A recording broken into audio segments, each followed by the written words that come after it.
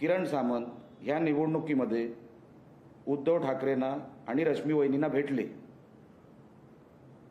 एक बीएमसीचा आर्किटेक्ट आहे, liaisoning architect Patil लाड नावाचा,